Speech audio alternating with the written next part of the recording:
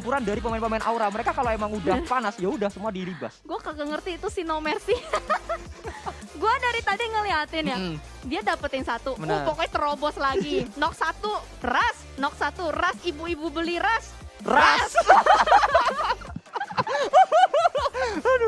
Aduh, memang sangat luar biasa permainan dari Aura karena memang seperti yang junior-junior katakan juga. Ini mereka adalah tim perang, mereka tuh bener perang.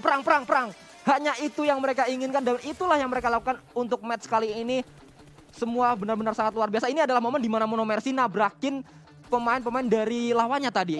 Ngumpul di sana langsung ditabrak begitu aja oleh No Mercy. Karena kenapa dia berani untuk nabrak? Karena Jax-nya udah siap untuk melakukan backup dari belakang. Yes, benar banget. Tapi tadi pergerakan dari Onyx juga cukup rapi. Cuman sayangnya granat dari Geektoms ini membuyarkan semuanya. Membuat Onyx langsung kehilangan 3 orang dan menyisakan bintang seorang diri. Dan itu tadi highlights dari match Erangel yang luar biasa. Wow.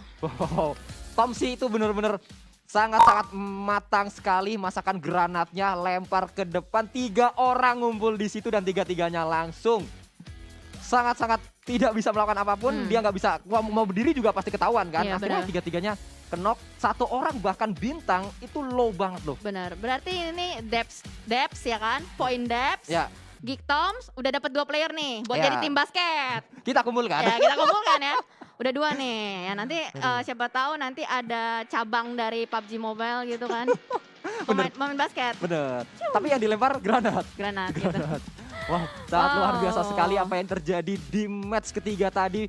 Sangat-sangat menghibur, sangat-sangat mendebarkan dari awal sampai akhir semuanya bener-bener tabrak-tabrakan dari segi rotasinya. Bahkan tadi ada 3 tim, 1 orang mau ngeras SD lawan tim mana tadi yang ada di Shake, terus ada tim RRQ ya, terus ada tim GD juga. Tim GD mau datang, udah ada tim lain, dia putar balik. Waduh. Ya gimana ya, karena tadi juga circle-nya itu sendiri ngeprank gitu loh. Kan pertama kan udah ke jembatan, semuanya udah rebutan choke point sama compound di jembatan, udah adu-aduan kan. Bahkan tadi Bigetron Aliens mukul mundur 6-9, udah dapetin rumah 12, udah enak banget.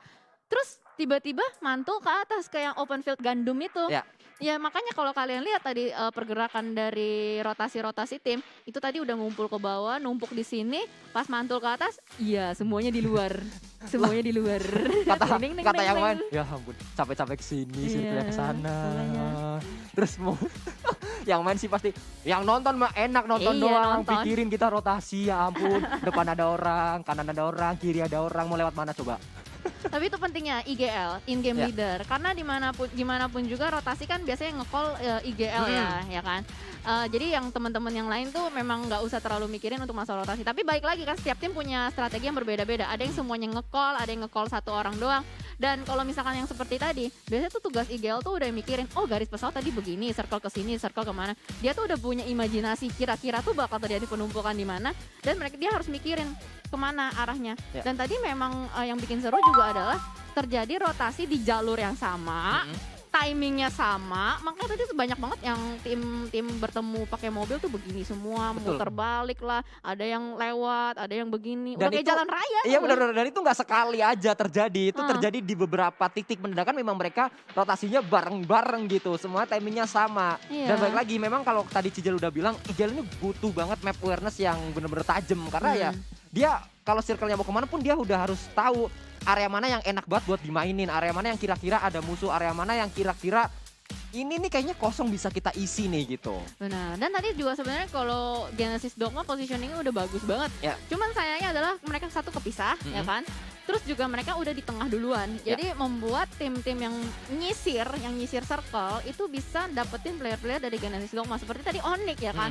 Onyx kan bermain dari high ground. Tadi dia nyisir circle-nya. Mereka nggak langsung tusuk tengah masuk ke dalam, tapi mereka nyisir. Dan boom langsung tusuk tengah kan. Boom tusuk tengah, cuman sayangnya tadi ada granat apa tembakan ya yang ngelumpuhkan 3 player yang ngumpul di belakang. Tiba-tiba hilang satu-satu kan. Waktu mereka udah touchdown, mereka turun dari WZ-nya, tiba-tiba 1 kenok, 2 kenok, 3 kenok dengan cepat sekali. Yang di belakang itu kan. Hijrah mau apa namanya nge-revive harusnya, tapi No Mercy tiba-tiba datang. Gitu kan. Assalamualaikum. No Mercy tiba-tiba datang dan membuyarkan pemain-pemain dari tim Boom tadi langsung dipulang begitu saja. Dan balik lagi tadi juga sebenarnya saya udah sempat mengatakan bahwa saat kita bermain di area open seperti di ladang gandum seperti tadi, itu agak sulitnya kita benar-benar harus punya timing yang tepat. Iya. Kalau kita lambat, kita nggak bisa masuk. Kalau kita kecepatan, kita yang ditabrakin sama semua tim. Benar. Balik lagi komitmen dari setiap tim seperti apa. Kalau kayak tadi Aura kan udah ketahuan nih komitmennya pokoknya perang, cari kill. Karena kelihatan dari gameplaynya ketika mereka ada satu kenep, mereka langsung rush hajar. Lain cerita kan kalau ada tim yang ya udah culik-culik dari jauh, gue bisa dapetin kill ya udah. Kalau enggak ya udah yang penting gue ngehentiin fire atau ancaman bahaya dari sana. Ya. Seperti itu. Nah, ini dia langsung saja match ranking yang dari match Erangel tadi, dimana kalau kita lihat Genesis Dogma juga cukup nyayur ya dengan positioning mereka yang mereka melakukan split, dan yang lain masih single digit aja untuk kill point-nya. Ya, Genesis Dogma walaupun mereka berada di hashtag 5 sebenarnya, tapi mereka bisa masuk ke arah menjadi tim kedua yang mendapatkan poin paling banyak di match Erangel tadi. Oh enggak, hashtag 4 maksud saya. Tapi dia menjadi tim kedua yang dapat poin paling banyak karena memang dia walaupun datang terlalu cepat bisa dikatakan di open field tadi, tapi dia tuh nggak nunggu, dia benar-benar nyari kill, dia berani berdiri untuk ngejar tim-tim yang ada di area open juga. Benar. Jadi komitnya mereka juga berarti bermain agresif gitu. Kalau di open field ya udah kita main agresif aja, kita nggak ngejagain area tapi kita ngebersihin area. Ngebersihin area, gitu. betul. Karena beda lagi ya, yang namanya lu ngejaga suatu area itu kan balik lagi, lu mau area itu benar-benar bersih atau ada ancaman di sekitarnya. Kalau emang mau bersih ya udah lu komit bersihin semuanya sekitarnya. Lu ngelihat musuh ya udah lu bersihin. Gimana caranya biar lu bisa save di sana? Waduh, halaman keduanya Sanskuy. Waduh, kenapa yang dapat poin ternyata Mort dapat 2 poin, ke bawahnya 1-1-1-1 0-0-0-0, dan bisa dikatakan ini benar-benar sangat bisa dikatakan gimana ya, sangat jomplang sekali dari lembar pertama ke lembar keduanya. Wah, ini bahaya banget sih buat tim-tim yang masih bisa dikatakan di weekdays rankingnya agak terseok-seok untuk tidak mendapatkan poin. Tadi siapa ya, 69 ya, 69 Alter Ego, Boom masih di tengah-tengah lah ya. Nah ini mereka harus kerja keras lagi sih, karena masih ada 2 match lagi ke belakang. Cuman masalahnya 2 match ini belum tentu semuanya ini bermain gitu loh. Karena ada grup yang udah bermain 3 match, ada grup yang baru bermain 2 match. Betul, ada beberapa tim yang nanti di match terakhirnya tidak akan bermain atau di match setelah ini tidak bermain. Dan kalau kita lihat memang masih banyak PR yang harus dituntaskan oleh beberapa tim. Mereka harus keluar dari area zona merah. Dan kalau kita lihat sampai ke hari yang kedua kemarin, itu yang masih berada di zona merah tuh Onyx, 69, Bonafide sama Aero. Oke, berarti ya minimal ya tadi yang gue udah bahas juga sama Pasta, minimal chicken lah. Minimal chicken, karena kalau lu chicken lu pasti dapetin kill. Betul. Killnya ya biasa paling kalau nggak 4-5 lah minimal ya, minimal. Tapi kalau lu bermain dengan agresif, dengan komitmen tim lu seperti apa, mau nyarinya dari kill point atau dari placement, nah itu balik lagi dari timnya seperti apa.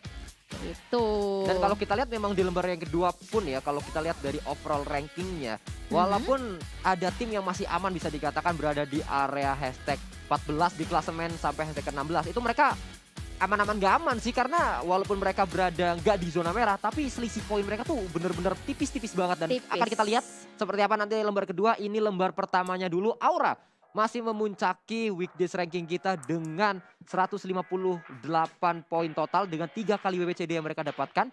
Genesis Dogma 119 poin, 103 poin. Bigatron Red Alliance naik ke area peringkat keempat dengan 93 poin. RR Curious 90 poin, Takai 89 poin, Geek 87 poin, EVOS Reborn 81 poin, Victim 80 poin, dan Eagle 365 71 poin.